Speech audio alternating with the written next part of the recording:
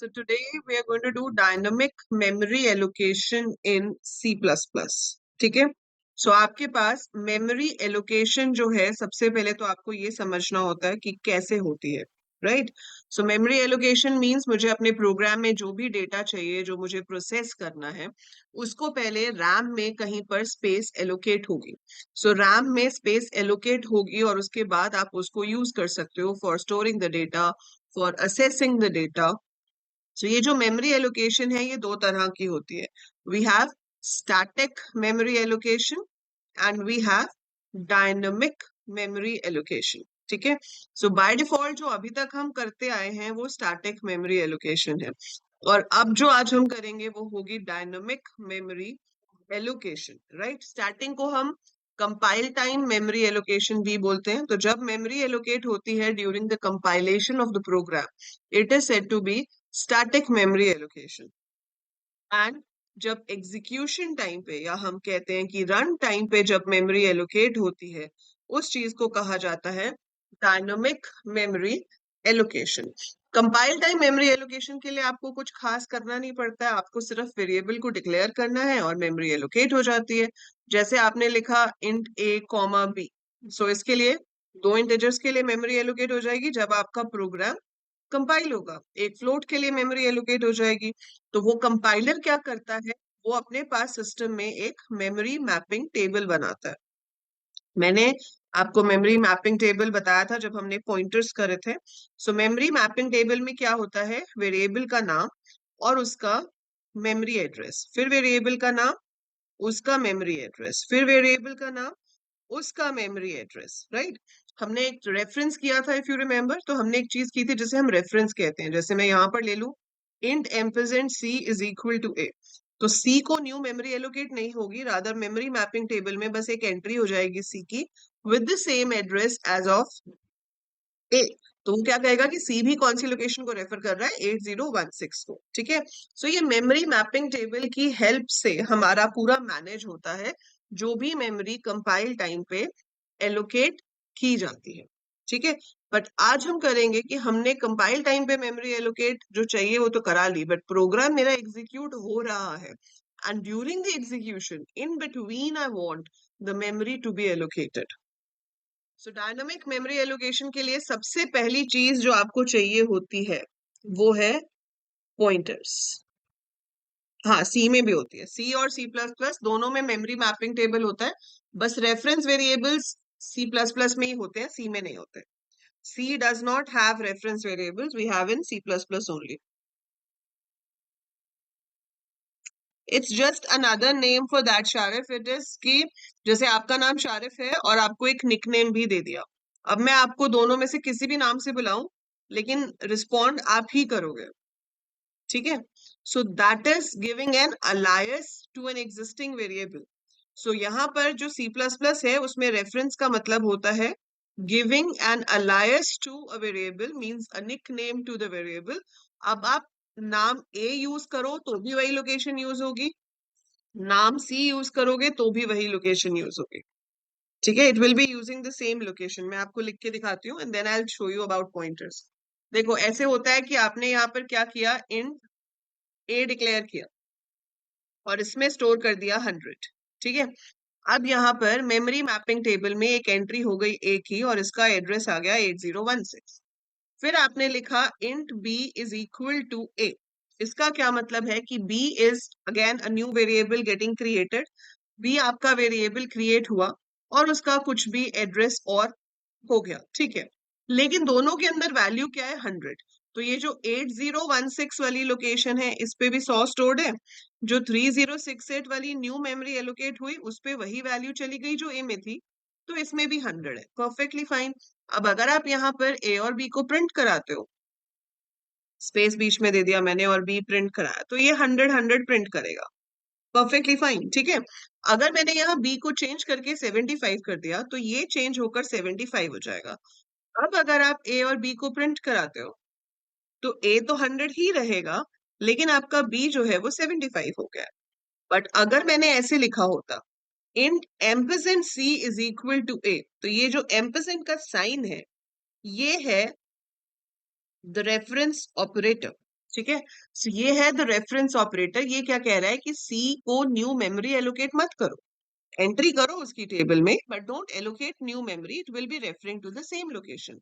तो उसी जगह का एक और नाम हमने दे दिया।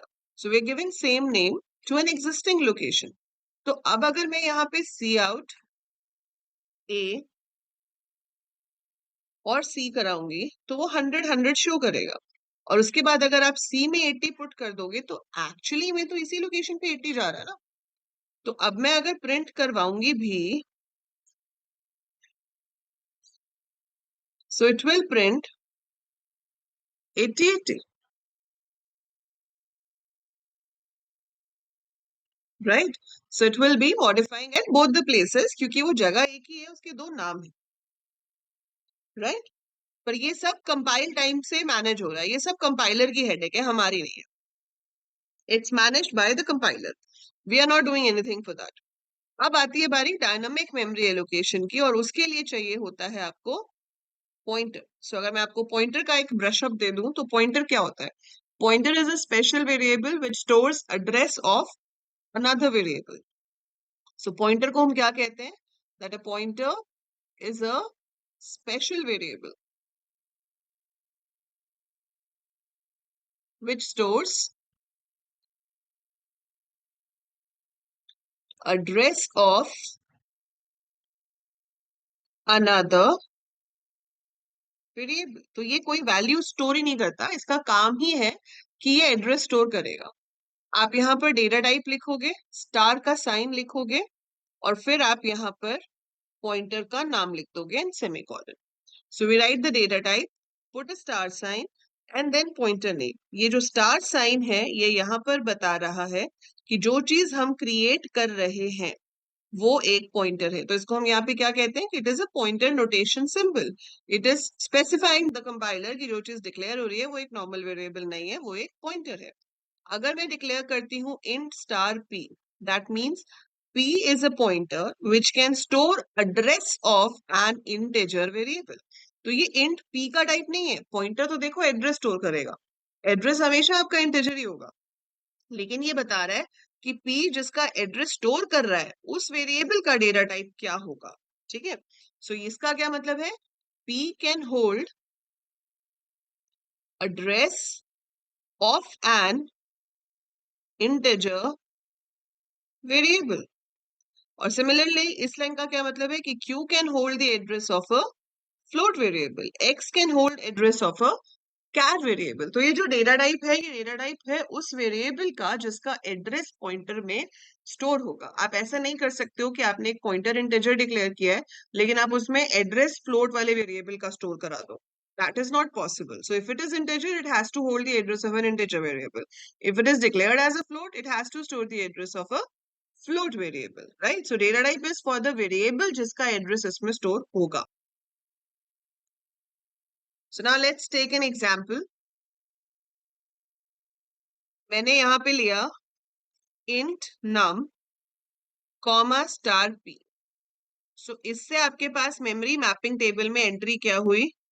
num, यहाँ पर कुछ भी एड्रेस हो गया, और यहाँ पर p का भी अपना एक अलग एड्रेस है। ठीक है। अब देखो ये काम कैसे कर रहा है।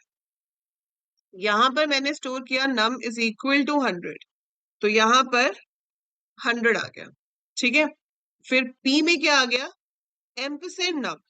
इस बार आपका एम्परसेंड इक्वल टू के राइट साइड पे है। जब रेफरेंस बना था तो आपका एम्परसेंड इक्वल टू के लेफ्ट साइड पे था, है ना। Now it is on the right hand side. तब इसका मतलब था द रेफरेंस ऑपरेटर, अब इसका मतलब है address of operator. So what do we mean by it? We mean it as an address of operator. ठीक है। सो यहां से क्या होगा? नम का जो एड्रेस है 8080 वो यहाँ पे आ जाएगा p में। So p is equal to ampersand num. So p is equal to ampersand num से क्या होगा कि नम का जो बेस एड्रेस है that comes to p, right. So यहाँ 8080 आ गया। फाइन। अब आपके पास इस 100 को एक्सेस करने के दो तरीके हैं। आप num लिखोगे तो भी 100 आएगा, और अगर आपने p लिखा तो वो एड्रेस को प्रिंट करेगा, लेकिन अगर आपने स्टार p लिखा तो वो वैल्यू को प्रिंट करेगा। अब यही स्टार साइन जब प्रोसेसिंग के टाइम पे यूज होता है तो इसका मतलब हो जाता है value eight address operator. So this says कि जो p है उसमें जो एड्रेस पड़ा है, p में क्या एड्रेस पड़ा है 8080, उस पे क्या वैल्यू पड़ी है 100, तो वो उसको फेच करेगा। आप मॉडिफाई भी कर सकते हो, आप लिख सकते हो star p is equal to 2016, तो इससे क्या होगा, इस 100 की जगह पर 2016 आ जाएगा। अब अगर आप सी आउट नम करोगे सो इट विल प्रिंट 2016, तो मैं इनडायरेक्टली उस लोकेशन पे पड़ी हुई वैल्यू को बदल सकती हूँ with the help of a pointer. But अभी तक भी इसमें डायनामिक मेमोरी एलोकेशन कहीं नहीं आया, अभी तक आपका सब स्टैटिक ही चल रहा है। अभी तक हमने इसमें एग्जीक्यूशन के टाइम पे कोई मेमोरी एलोकेट नहीं करी है, हम सिर्फ अभी देख रहे हैं कि पॉइंटर का क्या रिलेशन है। ठीक है, अब अगर मैं चाहूं कि मेरे को डायनामिकली मेमोरी एलोकेट करनी है, देखो खाली एक आधे इंटीजर के लिए तो कभी डायनामिकली एलोकेट करने की जरूरत पड़ती नहीं है। प्रैक्टिकली अगर हम सोचें तो एक सिंगल इंटीजर के लिए, सिंगल फ्लोट के लिए मुझे इतना कोई फर्क पड़ नहीं रहा, कंपाइल टाइम पे एलोकेट हो रहा है। बट जब हम एरेज बनाते हैं तो वहां पर हमें फर्क पड़ता है, क्योंकि अगर मैं एक एरे ले लेती हूँ इंट A10, ठीक है, अब आजकल के कंपाइलर्स में हम यहाँ पे वेरिएबल का नाम भी लिख सकते हैं, हम पहले यूजर से पूछ सकते हैं how many numbers are there, फिर वो n बताएगा, और फिर आप इंट A n लिख सकते हो, because those compilers are automatically converting that line to a dynamic memory allocation line. पर ओरिजिनल जो सी प्लस प्लस है, जो ओरिजिनल बॉर्डलैंड टर्बो वाले जो कंपाइलर्स हैं, they will not allow you to write a variable name as size of an array. आपको यहाँ पर ऐसे लिखना अलाउड ही नहीं है पुराने कंपाइलर्स में, ठीक है। तो एरेज जो है वो हमेशा से स्टैटिकली एलोकेट होते आए हैं, कि एक बार आपने साइज दे दिया तो उसी साइज के अकॉर्डिंगली मेमोरी एलोकेट हो जाएगी। तो A10 को 10 इंटीजर्स के लिए मेमोरी एलोकेट हो गई इन कंटिगियस लोकेशंस। तो बहुत इंपॉर्टेंट पॉइंट है ये हमारा, कि एरे को कंटिगियस मेमोरी लोकेशन अलॉट होती है। अगर पहले आपका एड्रेस है 800 और आपका इंटीजर है 4 बाइट्स का, तो अगला 804 होगा, उससे अगला 808 होगा, उससे अगला 812, 816 एंड सो ऑन। एंड जो एरे का नाम होता है that holds the base address of the array. तो उसमें क्या होता है, base address of the array, ठीक है। अब प्रॉब्लम क्या आती थी पहले, कि अगर हमने A10 दे दिया तो मैं अगर कम स्टोर कर रही हूँ 10 से, तो बाकी की मेमोरी वेस्ट हो जाएगी, और अगर आप 10 से ज्यादा स्टोर करना चाहते हो तो कर नहीं पाओगे, है ना। 10 से कम स्टोर करोगे तो मेमोरी वेस्ट हो जाएगी, 10 से ज्यादा स्टोर करने जाओगे तो कर नहीं पाओगे, क्योंकि इट्स नॉट अलाउड, आप रेंज से बाहर जा रहे हो। तो यहाँ पर बेस्ट रहता है कि हम डायनामिकली मेमोरी एलोकेट करें। डायनामिक मेमोरी एलोकेशन का सिंटेक्स क्या है, कि आप सबसे पहले तो एक पॉइंटर लेंगे, pointer name is equal to, we have to write down the keyword called new. New is the keyword which is used to allocate memory during execution of the program. So new लिखने से आप dynamically memory allocate कर सकते हैं। उसके बाद आपको data type लिखना है। अगर आप सिर्फ डेटा टाइप लिख के सेमीकोलन लिख दोगे तो आपको सिर्फ एक इंटीजर, एक फ्लोट, एक कैरेक्टर के लिए मेमोरी एलोकेट होगी। So if you just right the name, that's it, so single value के लिए होगी। पर अगर आपको एरे के लिए चाहिए तो put a square bracket and specify the number of elements, कितने एलिमेंट्स के लिए मेमोरी आप एलोकेट करना चाहते हैं, ठीक है। फॉर एग्जाम्पल मैं चाहती हूँ एक एरे बनाना, लेकिन मैं यूजर से पूछना चाहती हूँ कि कितने एलिमेंट्स आपको चाहिए, तो मैंने यहाँ पर क्या ले लिया, ये चीज यूजर से पहले पूछ लिया, enter how many numbers are required, and then I can write a is equal to new int n. So that's how memory will be allocated. तो जो भी n होगा उतने साइज का आपका एरे क्रिएट हो जाएगा, और फिर आप उसको पूछ सकते हो एंटर दी एरे एलिमेंट्स, और हम लूप लगा सकते हैं जो कि 0 से n तक जाएगा, and every time we take the value in C in AI, right? So this is how an array can be dynamically created. ये मैं भी आपको चला के भी दिखाती हूँ. As a good programmer, जो मेमोरी हमें एलोकेट हुई है वो हमें फ्री भी करनी चाहिए. तो जब आपका काम हो जाए तो आप एक दूसरा कीवर्ड यूज करोगे जिसका नाम है डिलीट. स्मॉल लेटर्स में है दोनों कीवर्ड्स, न्यू भी और डिलीट भी. ठीक है. सो डिलीट लिखने से क्या होगा, आपको जो मेमोरी एलोकेट हुई थी वो डी एलोकेट हो जाएगी. It can be use for some other purpose. We'll just make a program for this. Sharif एक बार रिफ्रेश करके देखो. मैलॉक, कैलॉक, फ्री जो है वो आपके सी के फंक्शंस हैं. Those are the functions of C language जो loc.h में होते हैं. आप चाहो तो C++ में यूज कर सकते हो. It can be used in C++ क्योंकि हेडर फाइल है. आप हेडर फाइल को इंक्लूड करोगे तो यूज हो जाएगा, पर C++ को में उस चीज को और इजी कर दिया गया है. इसमें आपको कोई हेडर फाइल इंक्लूड नहीं करनी है, आपको कीवर्ड्स की फॉर्म में ही प्रोवाइड कर दिया गया है.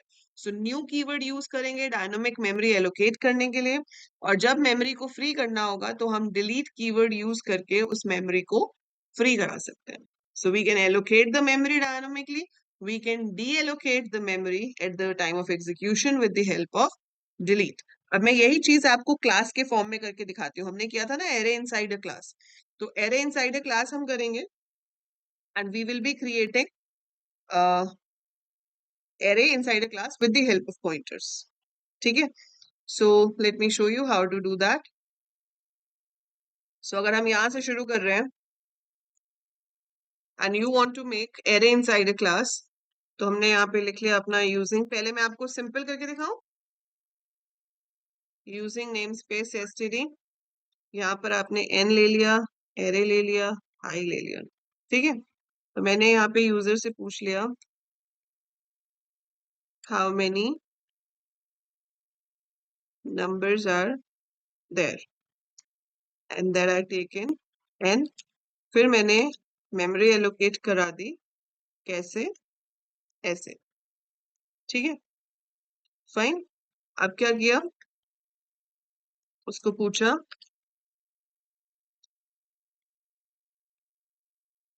enter the numbers for I is equal to 0, I less than n, I plus plus, and I write C in AI. Then I want to print the numbers. So I take like entered numbers are for I is equal to 0, I less than n, I plus plus, C out AI, and then we write enter. वैसे आप नहीं भी लिखोगे delete है तो भी कोई error तो आएगा नहीं. ठीक है. But it's better to write to show कि हमने वो मेमोरी डीएलोकेट भी कर दी है जो हमने एलोकेट की थी. ठीक है. सो ये पूछ रहा है how many numbers are there. मैंने कहा 6 and I enter the numbers and it is showing me the numbers which I entered. ठीक है. सो ये 45 की जगह 4 लिया उसने. कभी कभी ऑनलाइन कंपाइलर्स में ये प्रॉब्लम आ जाती है कि वो सेकंड डिजिट एक्सेप्ट नहीं करता. But otherwise this is it. अगर मैं आपको दोबारा से रन करके दिखाऊंगी तो ऐसी कोई इशू नहीं है. It will pick up all the numbers properly. So if I enter 33, 6, 4, so that's how it takes the numbers. ठीक है. सो ये आपके पास आ रहा है. सो ये आपका कोड हो गया सिंपल, एक एरे को डायनामिकली क्रिएट करना और फिर उस एरे को क्या कहते हैं इनपुट करके प्रिंट कराना. ठीक है. ये सारे प्रोग्राम्स जो भी हम सी प्लस प्लस के कर रहे हैं ये आप गिटहब में से जाकर इसमें जो हमारा कोडिंग इन सीपीपी वाली रिपोजिटरी है,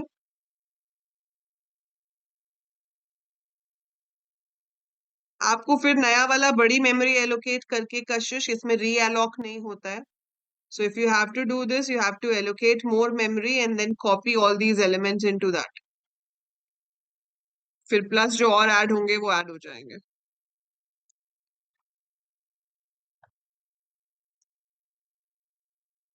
So I've added this as dynamic array.cpp. So if you want the code, you can get it from here.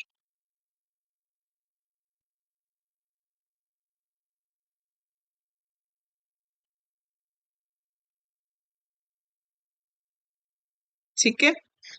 और अगर आपको यही चीज एरे ऑफ ऑब्जेक्ट्स के लिए चाहिए होती, मान लो मेरे पास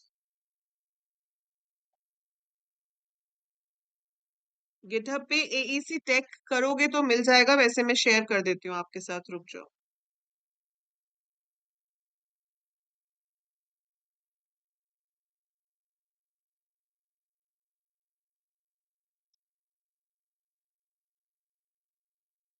this is the link. Otherwise आप नॉर्मल गिटहब ओपन करोगे तो आपको मिल जाएगा वहां पे भी, एईसी टेक सर्च कर लेना।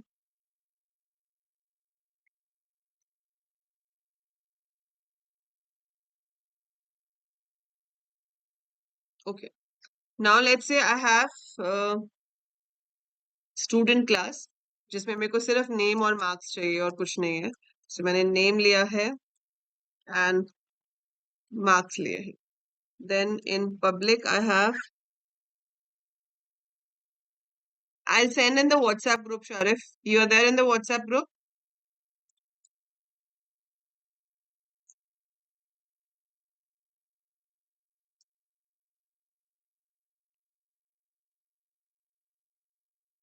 मैं वहां भेज दूंगी अभी। Enter student's name and marks.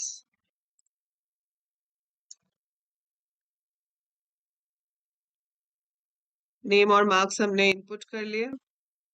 Similar way, if you want to show it, so it should be void show cout. Name is name.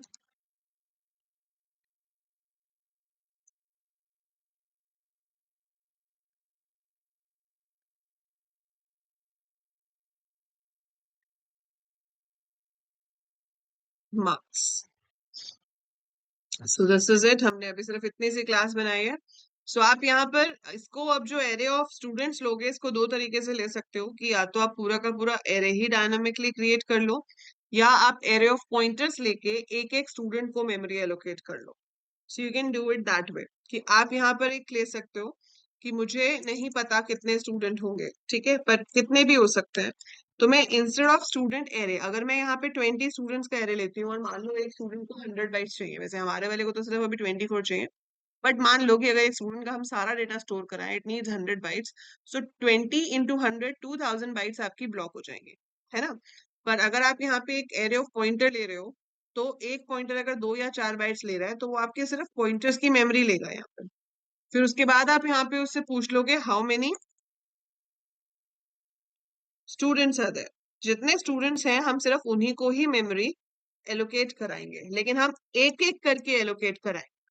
हम एक एक करके एलोकेट कराएंगे। साइज आप ऊपर जितना मर्जी दे दो। अब आपने बोला यहाँ पर enter the student details. Now this is not normal values कि मैं सी इन करके इनपुट कर लूंगी। यहाँ पर मुझे इनपुट करने के लिए ऑब्वियसली फंक्शन को कॉल करना पड़ेगा, बट उससे पहले मुझे हर स्टूडेंट के लिए मेमोरी एलोकेट करनी पड़ेगी, क्योंकि ये जो लाइन ऊपर लिखी है मैंने, student star A10, student star A10 से क्या बन रहा है, एरे ऑफ पॉइंटर्स। तो स्टूडेंट स्टार A10 क्या कह रहा है कि ए जो है this is an array of pointers which can hold up to 10 addresses of students। और वो एड्रेसेस कहाँ से आ रहे हैं, यहाँ से। तो आप क्या लिखोगे, AI is equal to new student.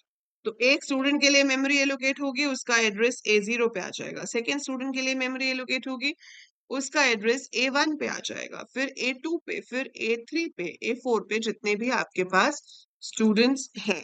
Then you want to print the entered students are, again we cannot use this, so we will be writing AI dot show, क्योंकि हम ऑब्जेक्ट को शो करा रहे हैं तो सी आउट से तो नहीं करा सकते, हमें क्लास के अंदर जो फंक्शन है उसको कॉल कराना।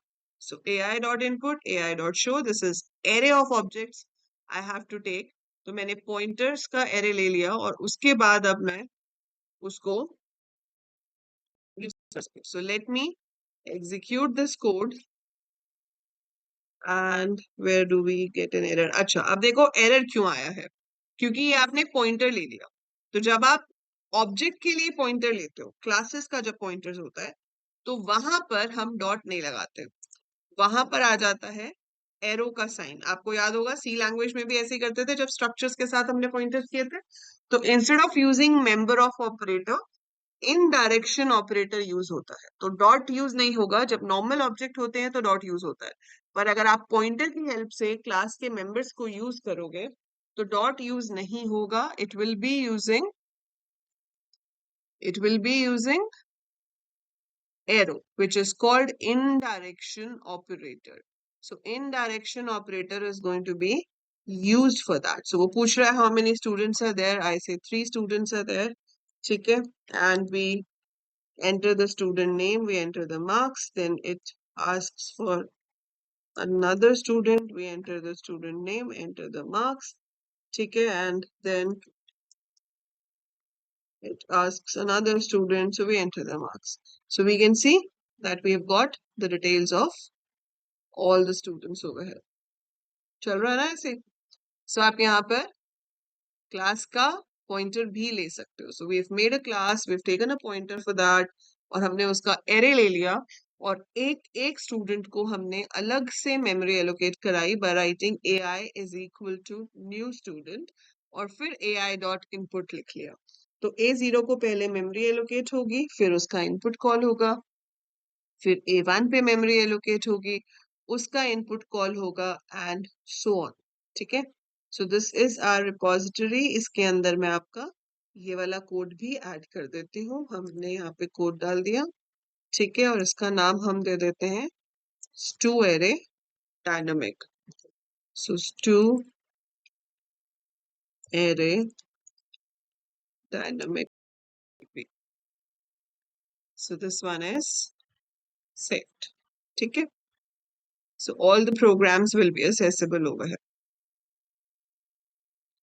क्लियर है? समझ में आया यहाँ पे डायनामिक मेमोरी एलोकेशन कैसे हो रही है?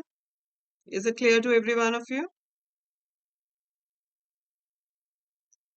So that's about your dynamic memory allocation. Although we will be doing many more examples, और इसके आगे inheritance जो आपका concept है, virtual polymorphism जो है, वो सब pointers के ऊपर based होता है जो आप आगे जाके करोगे इसके अंदर। ठीक है, so first जो है यहाँ तक almost we have covered।